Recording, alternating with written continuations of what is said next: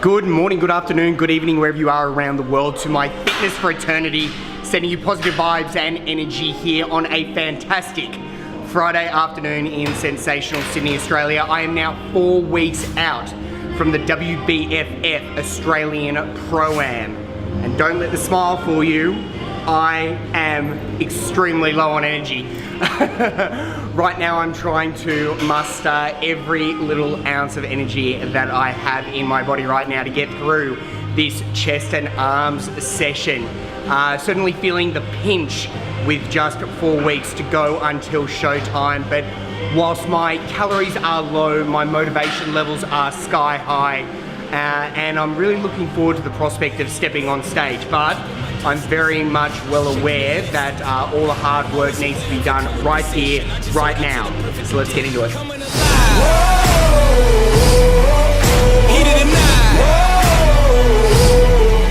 Now is the time. Don't try to hide, 'cause I'm gonna harm you like an animal. I know you thought it was over. I know you thought it was finished.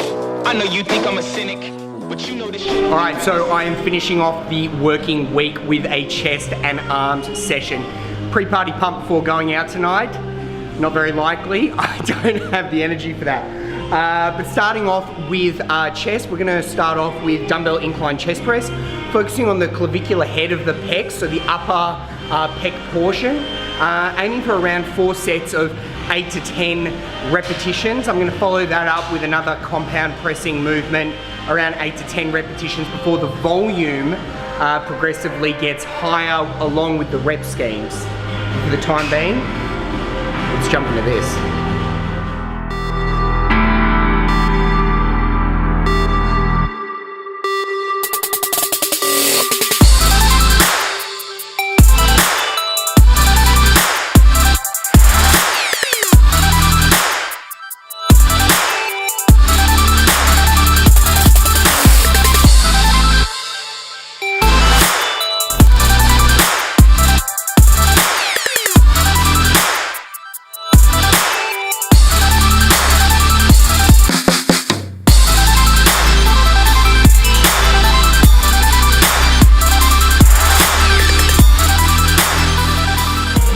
So needless to say, with 4 weeks to go until show day, my energy levels are significantly low. I've been working with my coach Polo to work out the best possible training and nutrition strategy leading into show day, and the ideal set of circumstances is that we're well and truly ready 2 weeks prior. As a consequence, at this particular point in time, I'm very much feeling the pinch because we're taking a more aggressive approach. We're dropping calories a little bit earlier and lower than we usually would. And whilst it is difficult at the moment to get through this training session and to get through each day, because my energy levels are, say, at around, I don't know, a 2 out of 5 right now, it's at this particular point in time in my prep that I want to be feeling that pinch. I think in the past, whenever I've either dieted down for a competition or a photo shoot or just anything, I've always associated that depleted feeling with progress and results. So I think that when you start feeling that pinch, when you start feeling depleted, when you're tired, lethargic and run down, you're pushing through each session and you start seeing significant changes on your physique in the mirror, there's that cause and effect relationship and you're willing to push yourself through it. And with 4 weeks to go, I think I'm just dialing in mentally right now.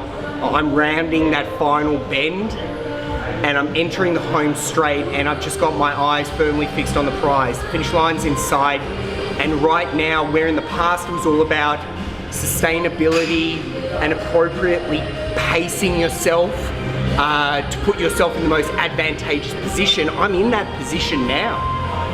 So right now that I'm in this position where I really need to step things up a notch, I need to muster that energy And if I don't have it through the food that I'm eating, I need to muster it up in here, between my ears. So right now it is very much a mental game, but I think in the last week, my psyche has significantly shifted. Whilst my mood throughout the day is probably like a 2 out of 5, I'm conscious that, you know, the result is the focus right now. The end sight is there. One thing that I am conscious of, knowing that my mood is fluctuating day to day, is not projecting negativity onto other people. I think in my first prep a number of years ago in 2012, I made the mistake of projecting my negativity or my negative mood and mindset onto other people, those closest to me, and as a result, just because I was suffering through something, I felt that they needed to bear the burden with me, whereas now I'm more conscious and aware that this is something that I've made a conscious decision to do, and I shouldn't project any negative moods or outward emotions onto other people because they don't deserve it, especially if they're supporting you. So I'm very quick to pull myself in line should I ever be prone to snapping. Not that I ever do now, but I am quite withdrawn in terms of my personality. Anyone that knows me knows that I'm a rather energetic, outgoing guy. But right now, subconsciously, just because you don't have the food, you find yourself subconsciously conserving energy, and if that means that you're not as responsive, it's not a reflection of me being passive aggressive or not engaging. It's simply a case of I'm just not able to muster the energy. So it's just interesting just to see how my mood is influencing my outward behaviour, but I am very conscious of not projecting that negativity onto other people.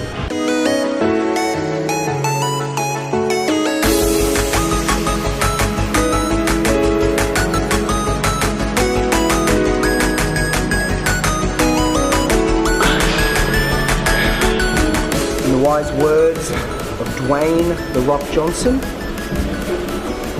focus.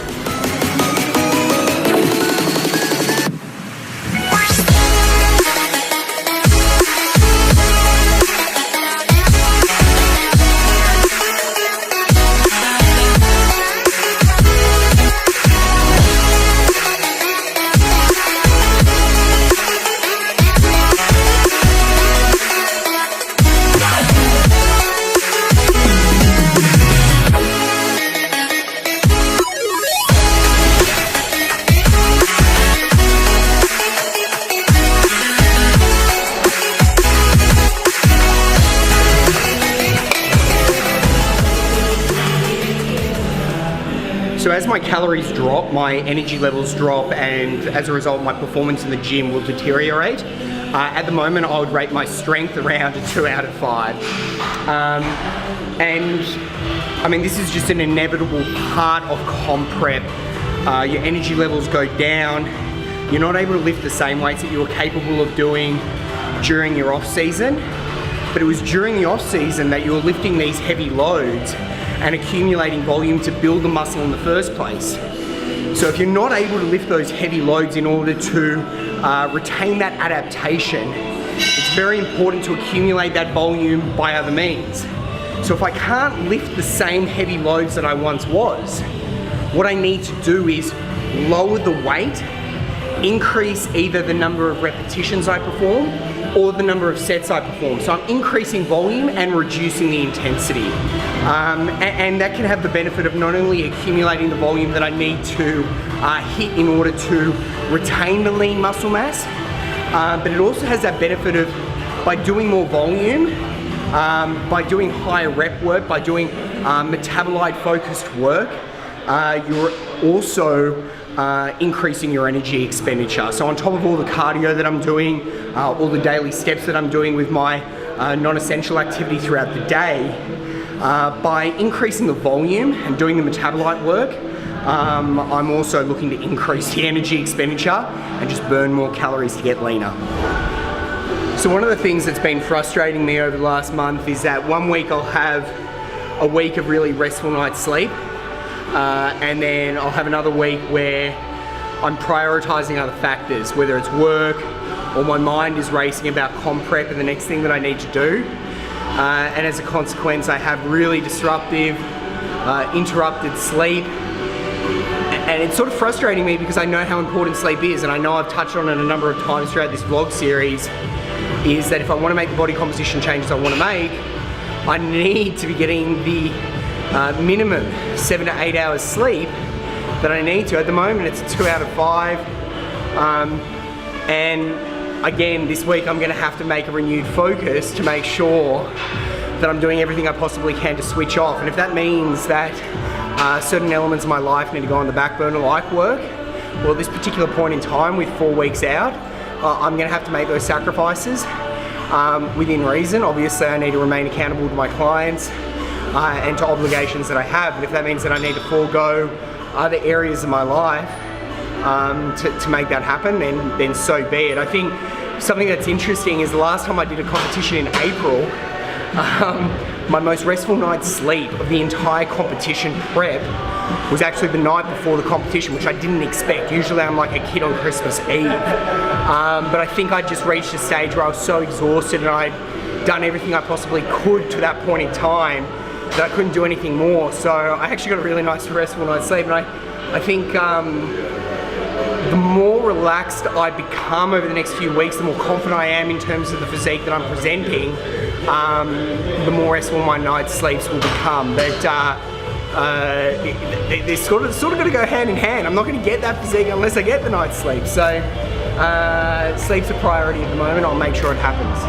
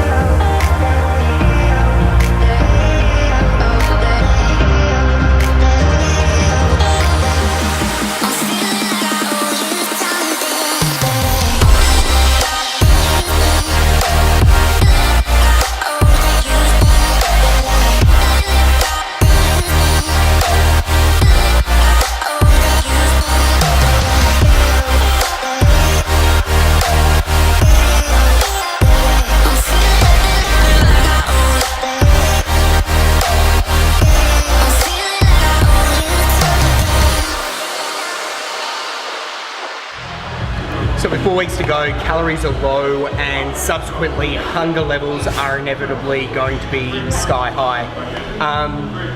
It's at this particular point where I get rather creative in terms of the foods that I select in my diet. I think in the past, a number of years ago, when I went through a dieting phase, I didn't quite know how to manage my hunger levels appropriately, but what I've realized through years of experience is that you can manage hunger through things like drinking water, which can effectively fill your stomach up and make you feel fuller. Also, the volume of food that you have is not necessarily indicative of the caloric density of the food that you might be consuming. So I'm selecting high volume foods. Cauliflower rice is a really good dieting hack. I'm having a wide assortment and variety of fibrous vegetables. the caloric density of those foods is significantly smaller, but I'm able to fill myself up. So I'm having a high protein diet with high volume foods that are not very calorie dense. So I'm tending to gravitate towards lean meats like kangaroo, fish like bassa, obviously chicken breast, lean turkey mince. So they're my high protein food sources. But then to just manage that hunger, I'm having that wide assortment and variety of fibrous vegetables, and I'm using seasoning for flavor. In terms of cravings, you know, I tend to have cravings here and there, but I think just because I know where I'm at in terms of this stage of the dieting phase, I'm conscious that the finish line is in sight, and I'm willing to just go through the hunger pains for now. But just little dieting hacks like drinking plenty of water, having fibrous high volume foods that are low in calorie density, it's helping me manage hunger a whole lot better than when I first started out with this whole fitness caper a number of years ago.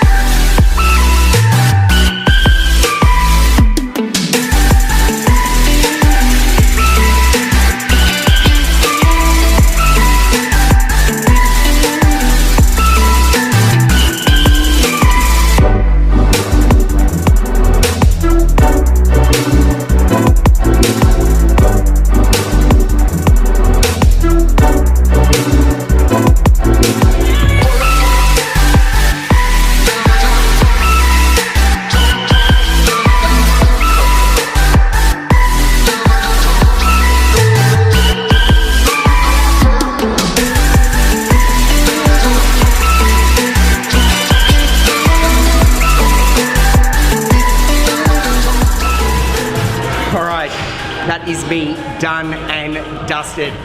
Friday night pre-party pump before I find my way to my bed to sleep and recover. Guys, if you have any questions relating to my competition prep, make sure that you leave your questions in the comments section below, and also take this opportunity to read the description to find out how you can go in with a chance to win this week's competition. Until next time guys, good afternoon, good evening, and good night.